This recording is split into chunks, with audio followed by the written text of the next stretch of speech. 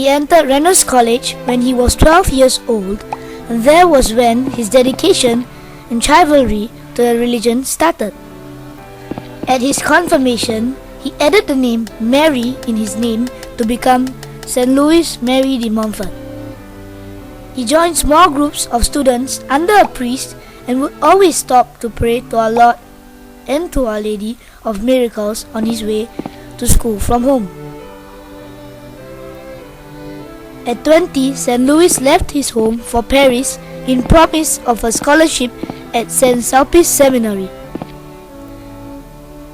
He faced a lot of miracles along the way and braved many bad and stormy weathers.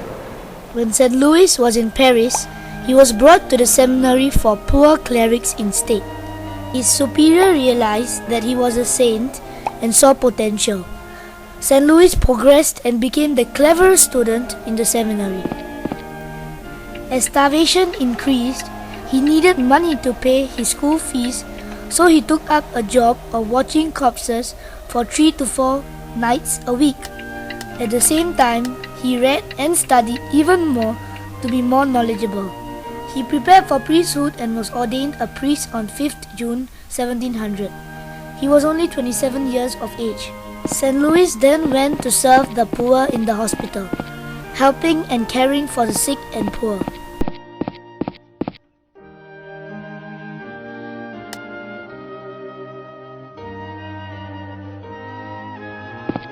He also started a society of pious women in order to oppose the havoc caused by selfishness and disorder within the hospital itself.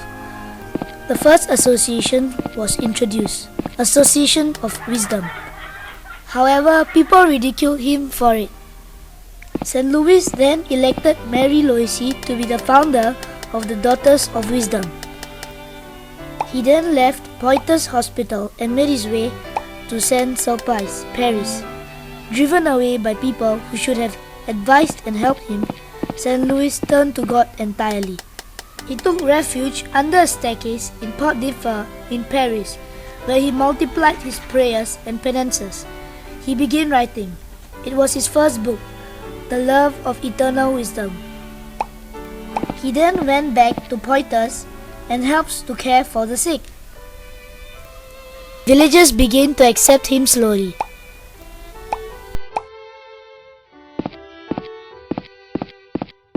The poor people helped St. Louis to turn a barn into a chapel where many sermons were then held. After managing Montaigne, St. Louis promised the bishop to repair the shrine on the bridge and also the St. John Temple. People accused St. Louis of evil deeds. Unaware of the situation, he was ambushed by the Vicar General during his sermons.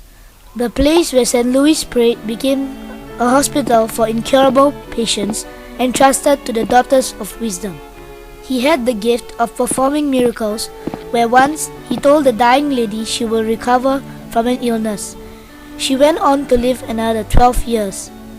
Later on, St. Louis went to Rome to seek the Pope's advice.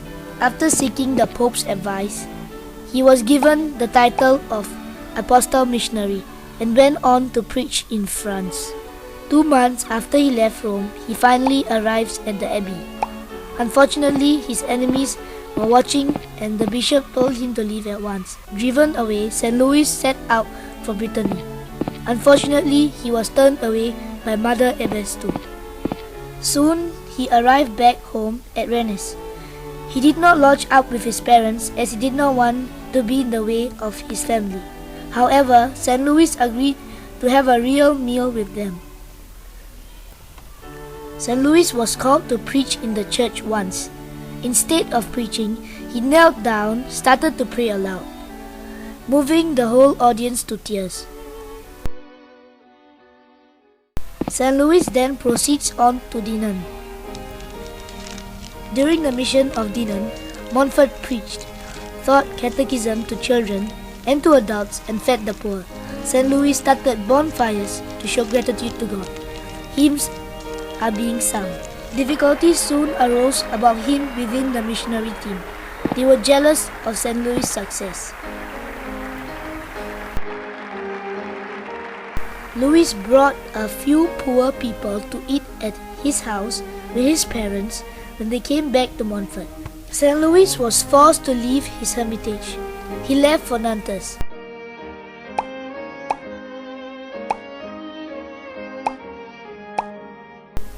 Brother Peter fell grievously ill during the mission of Vertao.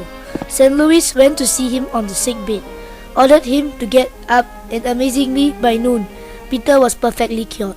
St. Louis' fame grew. Some loved him and some criticized. A charitable lady gave him a house, which he named Providence.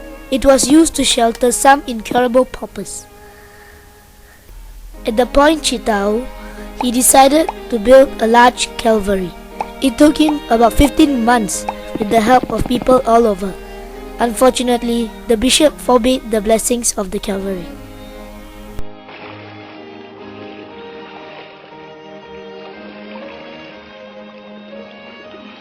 St. Louis crossed villages after villages for his preachers with Brother Mathurin and reached La Rochelle. Some miscreants, furious about the conversion multiplying at La Rochelle, decided to suppress the holy preacher. They poured poison into his broth. His health was altered from then onwards. He was asked to go and evangelize Yu Island. He travelled alone, going through a lot of tribulations along the way. The mission was, however, a success. There were many conversions. At La Rochelle, he was given a small house which he named St. Eloi Hermitage. He then went on to open up a few other schools whenever he could educate the children. By then, his health deteriorates. He still managed to preach his last few missions before succumbing to bed. After his death on 28 April 1716, fathers, brothers and sisters expanded and took care of the institutions. He was only 43 when he died. Only on 20th July 1947 was he then declared a saint by Pope Pius XII. After St. Louis, Mary de Montfort passed on, a group of followers, Father Gabriel de Chailles, who was his successor, found the Brothers of St. Gabriel. He was invited by the Bishop of Malacca to open up a school in Singapore, which was back then Holy Innocents English School. It was after which renamed Montfort Junior and Secondary Schools respectively.